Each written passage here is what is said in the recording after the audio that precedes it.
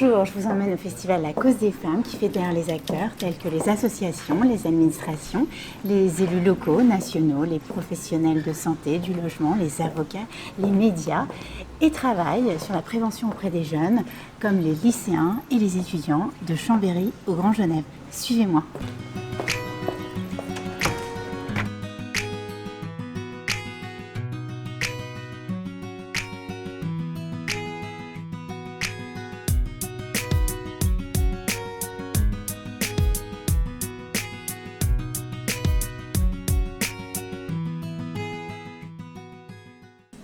L'homme a tout d'une femme, et c'est d'ailleurs d'elle qu'il a tout appris.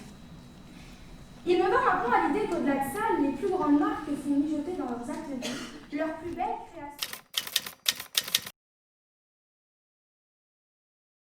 Il y a urgence, la secrétaire d'État Marlène Schiappa a lancé le 3 septembre 2019 ou 3-9-19 comme le numéro d'écoute anonyme pour les femmes victimes de violences, le premier Grenelle des violences conjugales. Aujourd'hui, nous nous rendons au commissariat de Thonon-les-Bains en présence de l'association Espace Femmes, du médecin référent pour les violences conjugales et de la présidente des Soroptimistes Léman.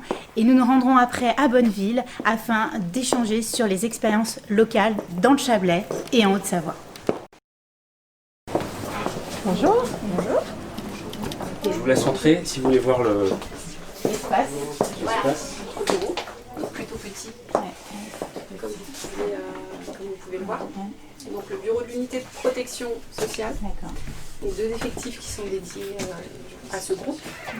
Donc l'unité de protection sociale s'occupe des affaires de violence conjugale, mais pas seulement, puisqu'on est en charge également des affaires qui concernent tout ce qui est intrafamilial, notamment les mineurs, qui est également un gros contentieux. Toutes les maltraitances et donc les infractions à caractère sexuel. Nous, le problème auquel on est confronté, c'est qu'on n'a pas de moins en moins d'officiers de police judiciaire. Je devrais perdre 7 officiers de police judiciaire, ce qui est la moitié. Pour elle, la charge commence à être vraiment lourde. Donc alors là, ça, vous avez compris, c'est le traitement de l'enquête judiciaire en elle-même. On a des gens qui sont vraiment spécialisés. Le début de la chaîne, sur lequel on travaille beaucoup dans la police, parce que vous savez qu'on est beaucoup récriminés sur ce point, c'est sur l'accueil et la prise en compte de la plainte. Du coup, la prise de plainte n'est pas forcément faite par les... Ah non, c'est ce que je commençais à vous dire tout à l'heure. En fait, voilà, ici, c'est le traitement judiciaire. Par contre, c'est pour la charge de travail, c'est impossible pour les officiers judiciaires, en plus de recevoir les plaintes. C'est pour ça qu'on essaye de mieux former l'accueil, et la prise de plainte. C'est vrai qu'on voit des femmes qui ne sont pas prêtes à déposer plainte, qui disent non, je vais faire des mains courantes, et qui commencent à préparer aussi leur départ en parallèle. Le flagrant délit, par contre, c'est interpellation et placement en garde à vue. Le préliminaire, c'est beaucoup plus compliqué déjà. Donc le préliminaire, pour vous expliquer, c'est quand la personne elle dépose plainte que les faits sont antérieurs et sont plus du coup sous flagrant délit, ce qui fait qu'on n'a pas les mêmes prérogatives au niveau du droit. Voilà.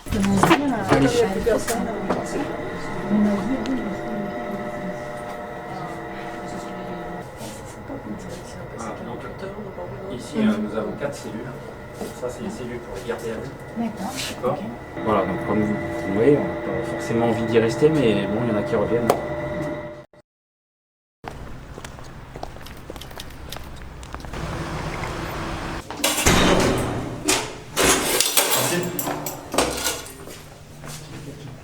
Du coup, on va passer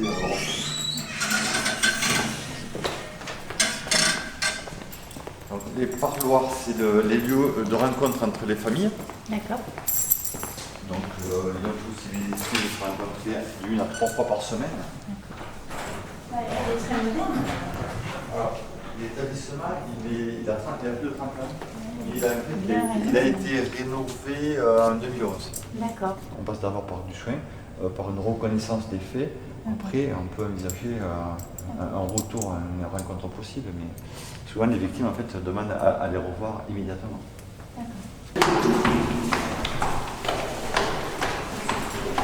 Ici, à la maison d'arrêt de Bonneville, on fonctionne sous la forme d'entretien individuel. On n'a pas des prises en charge collectives, comme ça peut exister dans certains établissements de la direction interrégionale. Nous, par rapport à nos prises en charge, notre objectif, c'est de responsabiliser les auteurs de violences conjugales et d'essayer de mener un travail plein d'introspection avec eux pour qu'ils soient en mesure d'identifier les raisons pour lesquelles ils sont passés à l'acte. Pour nous, si on veut éviter le phénomène de récidive, il faut absolument qu'il y ait cette prise de conscience de la part de l'auteur. Mais il n'y a pas d'études scientifiques menées sur la récidive. C'est des prises en charge qui sont faites avec le côté DSP, le dispositif de soins psychiques. Donc le patient il est évalué à son arrivée d'abord par une infirmière et après c'est discuté en équipe de savoir s'il va avoir plutôt un suivi psychologique, un suivi psychiatrique ou un suivi infirmier. On a 20 détenus maximum, mais lorsqu'on réalise la sélection,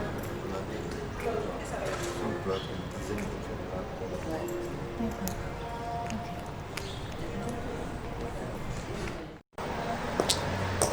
De la prévention à l'incarcération, nous avons pu constater que l'accueil des auteurs de violences est dissuasif, que le contrôle judiciaire a été renforcé et que le dispositif d'accompagnement des auteurs pour leur responsabilisation est individualisé en Haute-Savoie.